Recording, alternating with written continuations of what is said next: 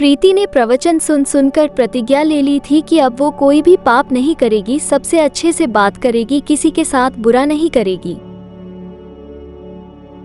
बहू, ये मच्छर तेरे गाल पे कब से बैठा है? अरे काट लिया तो गाल गुलाब की तरह लाल कर देगा। बैठे रहने दो माँ जी, उसे आराम करना होगा। उसने मेरे गाल को अपना घर समझ लिया है, तो मैं उसे बेघर क्यों करूं? अरे ज्ञान की बारिश बाद में करना, अपने गाल का मच्छर हटा ले। मलेरिया हो गया तो तुझे आराम करना पड़ेगा। माँ जी, डेंगू मलेरिया तो सांसारिक बीमारियां हैं, हमें इनसे ऊपर ही तो उठना है ना। अरे बेटा, इनसे आदमी ऊपर ही उठ जाता है। क्या हुआ? काट लिया। अरे मैंने तो कहा ही था, मार देना था उसको। नहीं नहीं माँ जी, उसे भोजन करना था, मैंने उसे पोषण दिया है, मुझसे पुण्य का काम हुआ है। अरे उड़ रहा है टुनटुना के, ताली बजा के मार दे वरना फिर काट खाएगा। नहीं नहीं माँ जी, जीव हत्या करना पाप है। मैंने एक बार व्हाट्सएप पे एक उपदेश पढ़ा था, मच्छर आपको काटे ये उसका जुनून है, उसके बाद आप खुजाओ ये आपका सुकून है। लेकिन कभी मच्छर को मारना मत, क्योंकि उसकी रगों में आपका ही खून है। अरे तू और तेरा व्हाट्सएप का ज्ञान, भगवान बचाए। प्रीति की ये पुण्य करने की आदत से कई बार प्रीति का नुकसान होता, लेकिन फिर भी वो पाप से दूर रहती। सुरुचि, मेरे सर में जुएं हो गई हैं, निकाल दोगी? कोई आपको अपने घर से निकाले, आपको अच्छा लगेगा क्या? अरे लेकिन परेशान करती हैं जुएं, दिन भर सर खुजाता रहता हूँ। देखो, इसी बहाने तुम्हारे सर की चंपी हो जाती है। तुम्हें तो जुओं को थैंक यू कहना चाहिए। तभी बाहर से ससुर जी की आवाज आती है। बहू, बहू। अभी आई बाबूजी।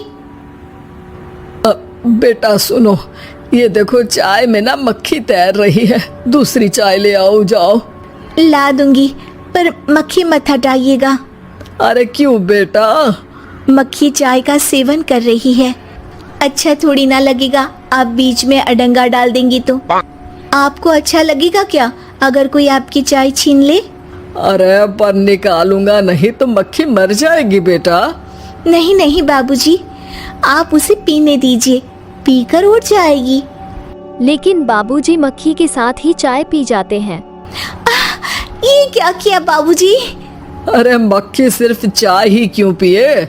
आज सुबह मैंने मिठाई भी खाई है, पेट में ही है, वो पेट में चाय भी पीती रहेगी और मिठाई भी खाती रहेगी। प्रीति को समझ में नहीं आता कि वो बाबूजी के इस कारनामे पर क्या जवाब दे। वो सास के पास जाती है। सास के हाथ में एक खटमल मारने की दवाई है। माँ जी, आपके हाथ में ये क्या है? अरे बेटा, तू तो बीए पढ़ी है, इतना तो पढ़ने में आया ही होगा कि ये खटमल की दवाई है। माँ जी, आप क्यों मार रही हैं खटमल? मत मारिए माँ जी, आप अपनी नींद के लिए खटमलों को हमेशा के लिए सुला देना चाहती हैं। अरे अब चुप भी हो जाओ देवी, पुरानी दवाई है, एक्सपायर हो गई है, फेंकने जा रही हूँ, नहीं मार रही हूँ खटमल। और वैसे भी खटमल से ज्यादा तो तूने हमारी नींद हराम कर रखी है। माँ जी, पुण्य करना चाहिए, आपको तो ज्यादा करना चाहिए, आपकी तो उम्र भी हो रही है। अरे उम्र से याद आया, बैंक में जाकर जन्म तारीख सही करवानी है, तैयार हो जा, कल स्कूटी चला के ले जाना मुझे। अगले दिन सास घर से निकलने से पहले दही शक्कर खाती है और जल्दी जल्दी में हाथ नहीं धोती। बहू स्कूटी निकालती है और सास ताला लगाती है। ताला लगाते वक्त शक्कर के दाने ताले पर रह जाते हैं और दोनों सास बहू हड़बड़ी में घर से बाहर निकल जाते हैं।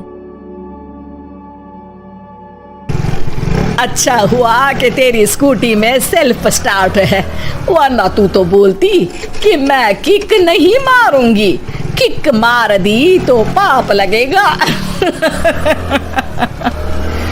माँ जी, इस तरह मजाक करना भी पाप होता है। दोनों सास बहू बैंक पहुंचती हैं। अभी लंच टाइम है, बाद में आना। अरे भाई साहब सुन तो लो, करवाना क्या है? अरे जन्म तारीख बदलवानी है, कैसे बदलेगी? अब किसी और तारीख को पैदा हो जाओ। यही चुटकुला आप अपने मैनेजर को भी सुना पाओगे ना? वो भी हंस ले थोड़ा, अभी बुलाती हूँ। अरे अरे रुकिए रुकिए, ये फॉर्म भरिए और आधार कार्ड दीजिए। अरे राम रे, आधार कार्ड तो भूल ही गई, उसके बिना तो नहीं होगा। अरे बहू जा घर से जल्दी से मेरा बटुआ उठा ला, उसमें मेरे सारे कार्ड रखे हैं। जा जा जल्दी लेकर आ, वरना बैंक बंद हो जाएगा और कल मुझे अपनी बहन के यहाँ भी तो जाना है ना। जी माँ जी, अभी गई और अभी आई। अरे रुक, चाबी तो लेकर जा घर की। बहू जल्दी से घर पहुंचती है, लेकिन घर पहुंचते ही देखती है कि ताले पर बहुत सारी चींटियां हैं, जो माँ के ताला लगाते वक्त साथ से ताले पर शक्कर छूट जाने के कारण आ गई थी। चींटियां, हट जाओ, मुझे आधार कार्ड निकालना है। बहू चींटियों को हटाती नहीं है, उनसे मिन्नतें करने लगती है। सुनो, हट जाओगी तो और भी शक्कर के दाने खिलाऊंगी। अभी सास का काम बहुत जरूरी है, मेरी बात सुन लो, मान लो। मैंने तुमको हटाया तो पाप हो जाएगा। चींटियां कैसे प्रीति की बातें सुनती, जबकि घर में ही कोई उसकी नहीं सुनता था। शाम हो जाती है पर चींटियां हटती नहीं है। तभी सास वहां ऑटो से आ जाती है।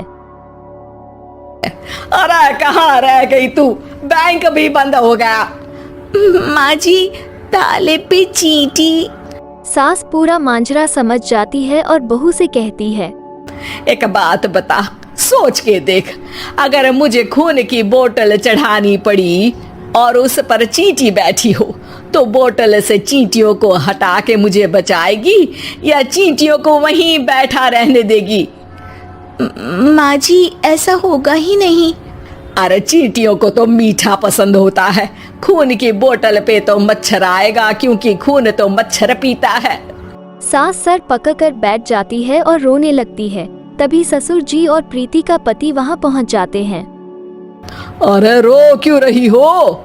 रहने दो जी, तुमको बताया तो तुम भी रोने लगोगी अपनी किस्मत पर। अगले दिन सास अपनी बड़ी बहन के यहाँ चली जाती है। पति अपना काम कर रहा होता है और प्रीति उसके पास जाकर कहती है, ये जुए खत्म करने की दवाई है, मैं मालिश कर देती हूँ। अरे लेकिन तुमको पाप नहीं लगेगा? अपनों की खुशी के लिए अगर छोटे मोटे पाप करने पड़े तो वो पाप अच्छे हैं जी।